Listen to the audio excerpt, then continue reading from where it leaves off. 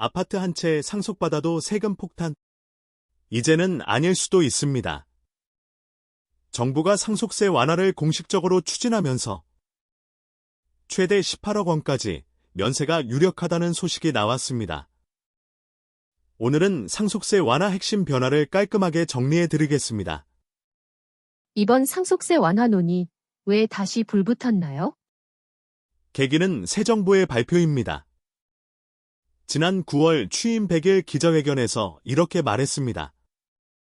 평균 집값 한 채 정도 가격을 넘지 않는 선에서 18억 원까지는 세금 없게 해주자. 즉, 서울의 중산층 가정이 집 한 채를 물려줄 때 세금 폭탄을 피할 수 있게 하자는 취지입니다. 대통령이 직접 상속세법을 고쳐야 한다고 강조하면서 국회 조세소위에서도 본격적인 논의가 시작됐습니다.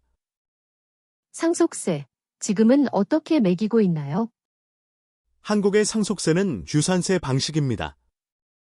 즉, 돌아가신 분의 전체 재산에서 공제 항목, 배우자 공제, 일괄 공제, 자녀 공제 등을 빼고 남은 금액에 대해 세금을 매깁니다.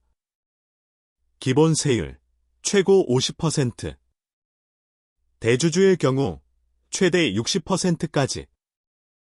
OECD 평균 상속세 비중이 0.4%인 반면, 한국은 2.3%, 세계 최고 수준입니다. 그래서 너무 과하다는 지적이 꾸준히 제기돼 왔습니다. 구체적으로 어떤 부분이 완화되나요?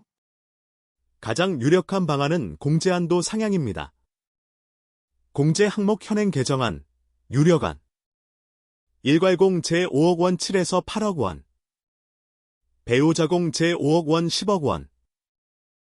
즉, 배우자공제 플러스 일괄공제 합계 17에서 18억 원까지는 상속세가 면제될 가능성이 높습니다. 그렇다면 누가 혜택을 가장 많이 볼까요? 중산층, 1주택 가구가 대표적입니다. 서울 평균 아파트 가격이 약 15에서 17억 원 수준이므로 부부 중 한 사람이 사망했을 때 남은 배우자가 집 한 채를 그대로 유지할 수 있게 됩니다. 즉, 평생 모은 집 한 채, 세금 때문에 팔지 않아도 된다는 점이 이번 개편의 핵심입니다. 최고세율 50에서 60%은 낮아지나요? 아닙니다. 정치권에서는 이견이 있으나 아마도 부자나 대기업 상속에는 여전히 높은 세율이 유지됩니다.